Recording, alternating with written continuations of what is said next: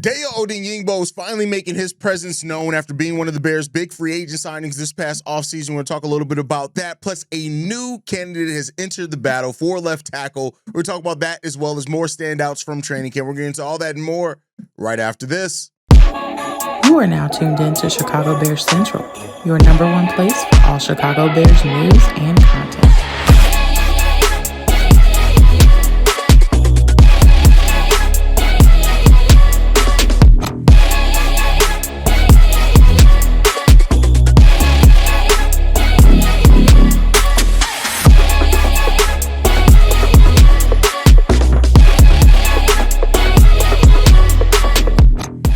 What's going on, Bears fans? Welcome to another episode of Chicago Bears Central, your number one spot for everything Chicago Bears related. I'm the host, Eric Hayes, but more importantly, you guys can follow the channel at Chi Bears Central on every social media platform we happen to be on. With that said, let's go and get into this content for today, y'all. Then let's start off with the standouts from yesterday in training camp, in day 16 in training camp for the Chicago Bears. And of course, we're going to start off with QB1, and that is Caleb Williams. A lot's been made about. Hell, I even had a topic on it. Are the Chicago Bears protecting Caleb Williams? And despite a slow start in training camp yesterday, Caleb Williams had a really good day when it came down to it. There's been a lot surrounding him as far as at the starting quarterback. A lot of conversation from national media pundits, people within Chicago, everything as far as discussing what's going to happen and how good Caleb Williams is going to be, how that learning curve is going to be for him, all those type of things. He had one of his better practices today. We know that he had his best practice a couple of weeks ago. Today was one of his better practices as well. We got to see connections to Rome Odunze, Olamide Zaccheaus, DJ Moore, Cole Kmet. You know, it was one of his better days, and that was really good. There was a number of incompletions and drops, you know, by wide receivers in that as well. But at the end of the day, you know, it is what it is when it comes down to that. You need to continually develop. There are going to be things that happen over the course of a training camp period. And so hearing that Caleb Williams had an overall good day and was a standout is really good. Now, we didn't get word from Ben Johnson as well yesterday that the starters are going to play. They're going to be full go in the preseason game against the Buffalo Bills. Really good to hear that. That's what you need to have at this point in time in training camp. You want to see your starters out there. You want to see them shine. And Caleb Williams now is going to have an opportunity to silence some of his doubters as much as he can in a preseason game by going out there and playing and showing what he can bring. And hopefully those things just start going a little bit better for Caleb Williams. And you know, if he can silence some doubters in the preseason game and play really well in that game, good. I mean, you should want to see Caleb Williams do well. And we'll see what happens there with Caleb Williams, because we know the haters, the doubters, whatever you want to call them, even though, like I said, some of it's rooted in some very legitimate concerns over the quarterback. This is opportunity to really show and prove. And let's hope he makes the most out of that opportunity, because we shall see. Another standout in yesterday's practice was Rome Odunze, we just talked about. He caught a lot of passes on Wednesday's practice as well, on a lot of different route types, which is really good.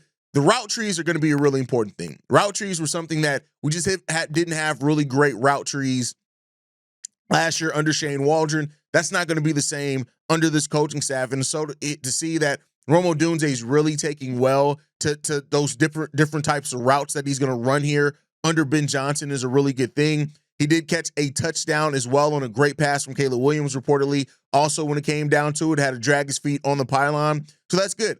You know, it was reported by Alex Shapiro that Odunze had the best catch of the day on that touchdown reception. So that's really good to see. And that you know, we heard as well that Caleb Williams and Rome Odunze were in sync for the majority of the day. And that's what you need to see. The connections on the different types of passes, the different types of routes. Again, Ben Johnson's influence all over that. Rome Odunze, one of those players definitely that stood out as well. And then the next player that stood out is Dayo Odeyingbo. Now, we already know that the Bears signed Dayo to be that starting defensive edge on the outside, the opposite side of Montez Sweat. When you look at Dayo, you know, despite, you know, more players being thrown at that left tackle, purportedly he made his presence known. He absolutely cooked Braxton Jones on some possessions, on multiple possessions yesterday when it came down to it. Nicholas Moreno as well said Dayo Odeyingbo got the best of Braxton Jones on almost every rep, and that he put the tackle on the ground during the one-on-one drills. So listen, when you know, you look at the way that Austin Booker, of course, played in that first preseason game, and how there were a lot of you know, a lot of talk about Austin Booker and what he can bring at that edge. Dayo Odeyingbo is a really important part of the Chicago Bears defensive line, and so to hear him really standing out as well is really good. Brendan Serg of Bears Wire said this: the offensive line was doing their own version of the Super Bowl shuffle on Wednesday, with more players being added to the left tackle competition. That didn't matter for defensive end Dayo Odeyingbo, who made his presence known against Braxton Jones on multiple occasions. According to Marquee Sports, Dayo got the best of Jones, particularly on one rep where he put the tackle on the ground during one-on-one drills.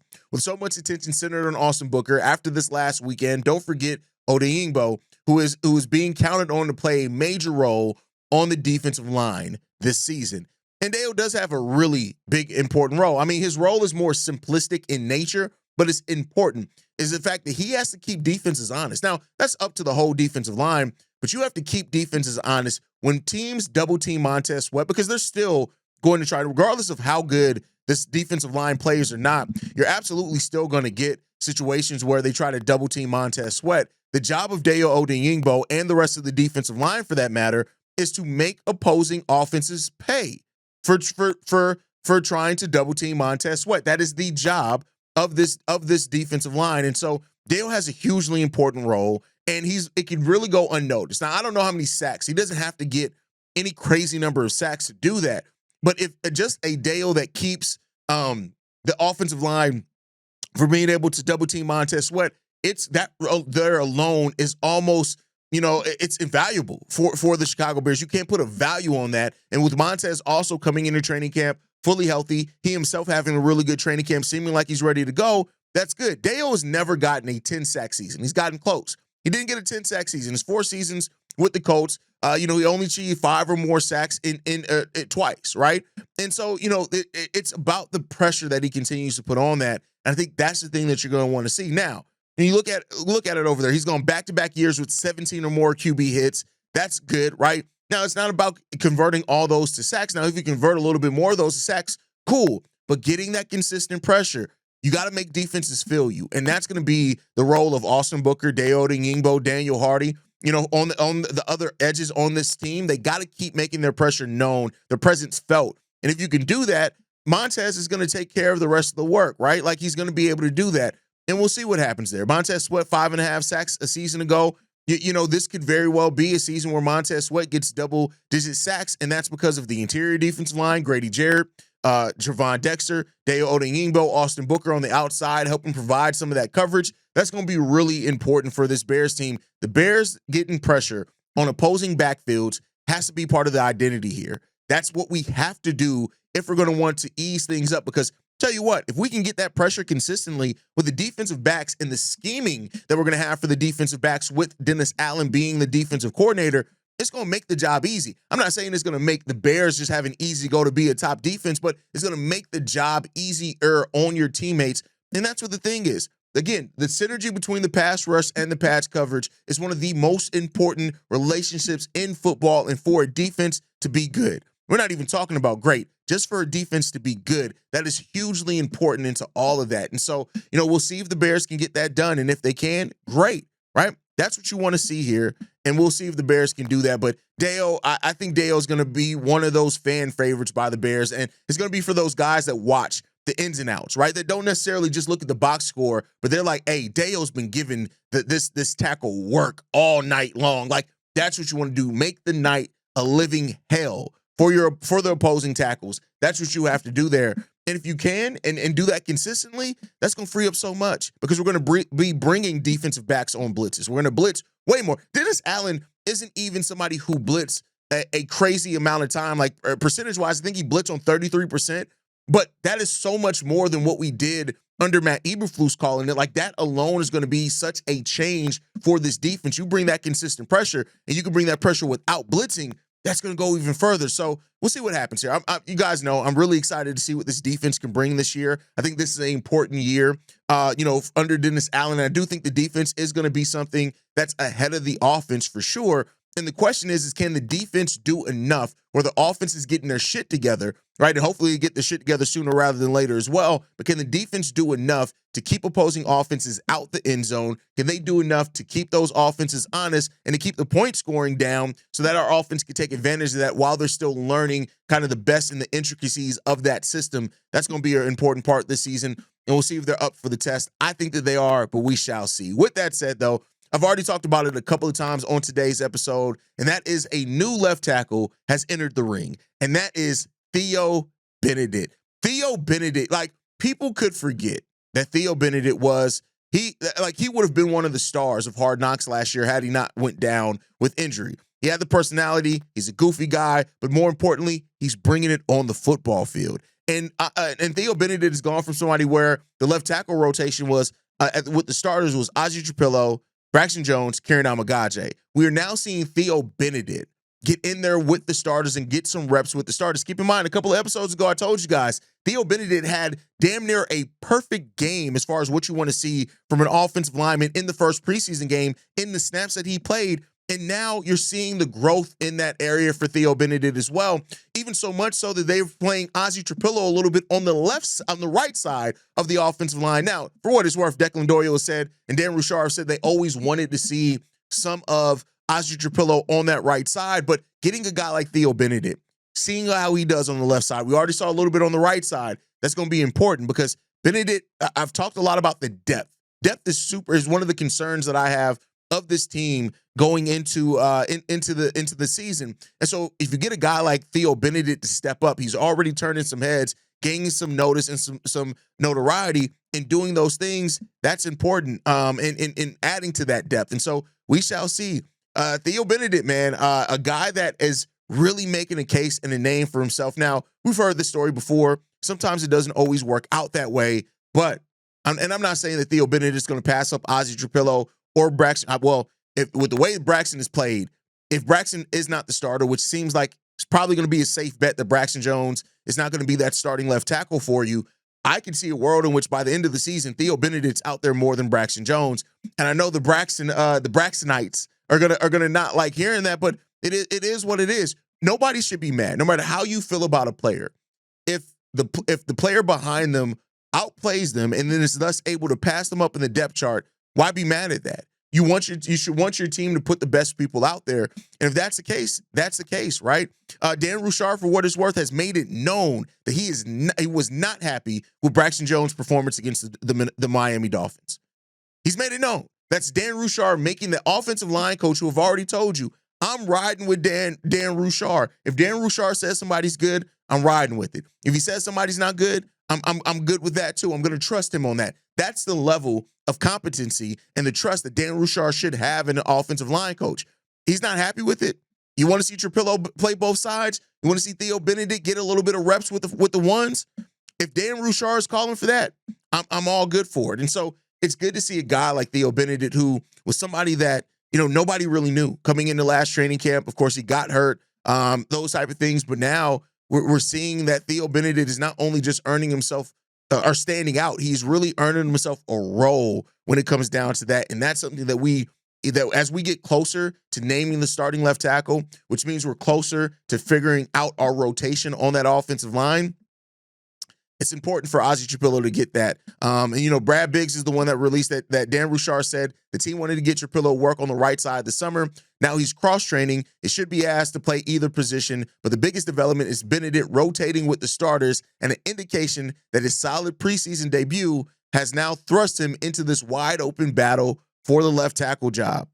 That's from Brad Biggs. So, hey, we'll see what happens when it comes down to that. Other things that come out from training camp, just little odds and ends things when it comes down to it. Tyson Bagent, Luther Burden had themselves solid practices. They've building some chemistries there. We've heard Olamide Zaccheaus is becoming one of Caleb Williams' favorite targets. That's good to hear. But Luther Burden is the guy that's also competing for that slot role. And so Luther Burden had himself some good routes. He had that good chemistry with Tyson Bagent. We need that to build with Caleb Williams. But the pre-snap penalties as well has still been a thing. Earlier in yesterday's practice, seemed like they got it together as the practice went on, but we'll see.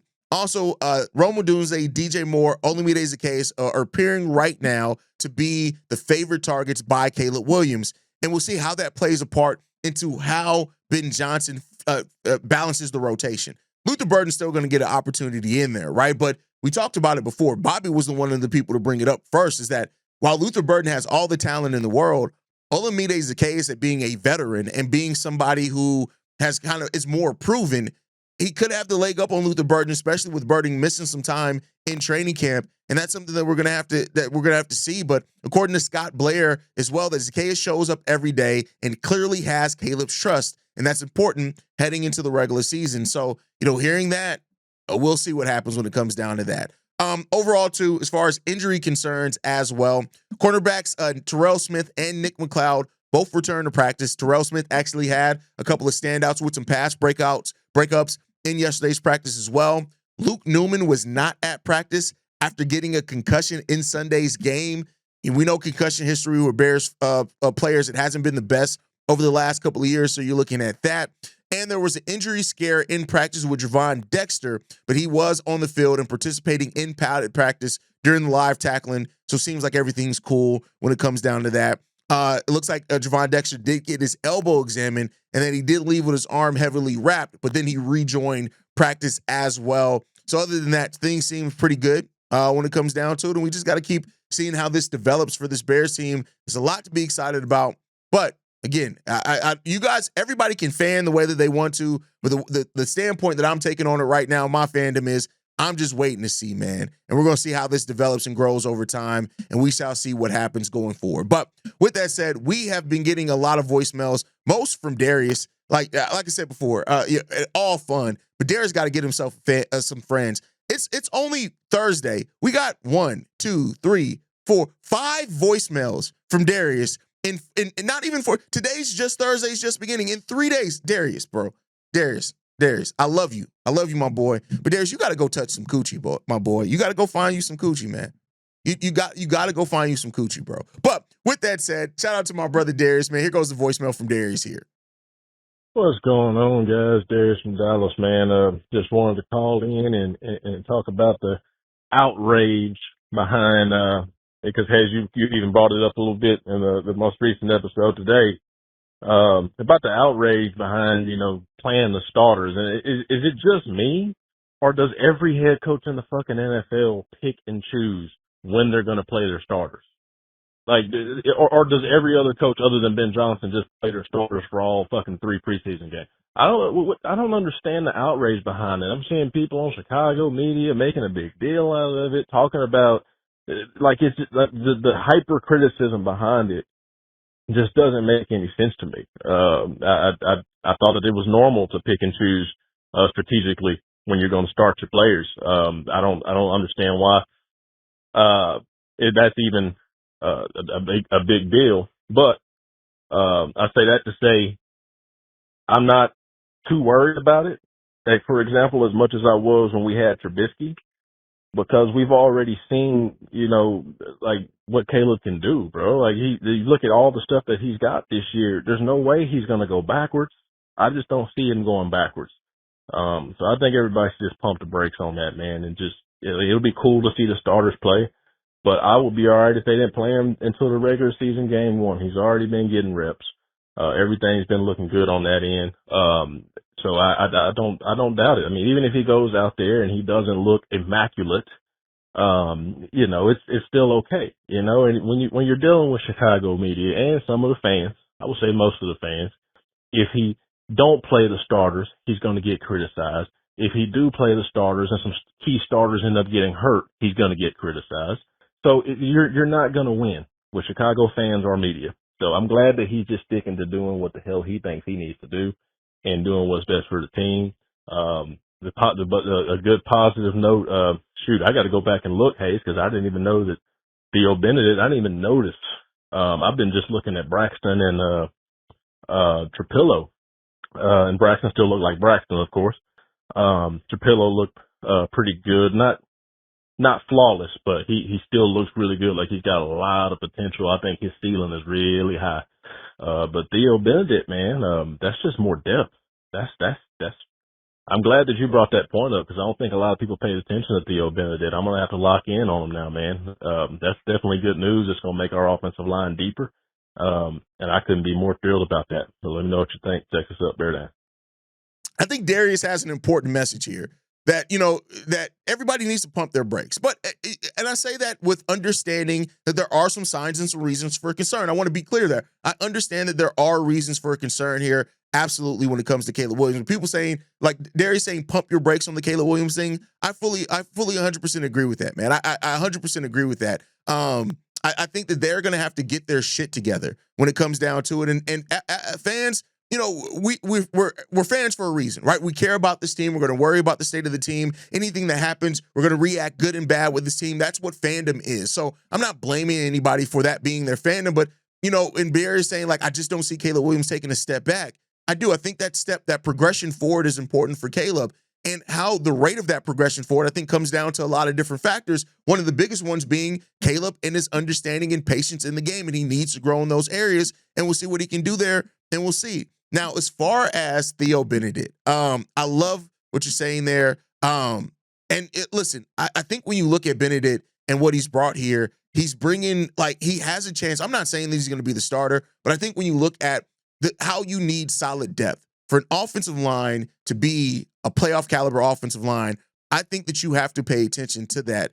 And it's good to see that the offensive line on paper, like, you got some more talent than what we're thinking here. And, we'll see what happens with everybody with the offensive line. If it ends up turning into the people stay around that we think are going to stay around or whatever is that. But, like, this offensive line needs the depth. And, it wasn't great, but in the first preseason game, but it wasn't our starters out there either. Let's see what people can bring. Let's see what the starting offensive line, that's one of the things everybody's excited to see, I think. Let's see what the starting offensive line can bring, and then we'll see where the Bears stand at. But, Darius, thank you for that voicemail. Like throwing some fun to you. Love you, brother. Love you guys as well. Make sure you guys are following us at Chi Bears Central. You guys can send us any feedback, questions, comments, concerns. ChicagoBearsCentral@gmail.com. Lastly, if you want to leave a text message and our voicemail for the mailbag, the number to do so, 773-242-9336. We are the number one spot for everything Chicago Bears related, but that's thanks to you, lovely and beautiful people. And like I like to end every episode on, Chi-Town up, Bear down.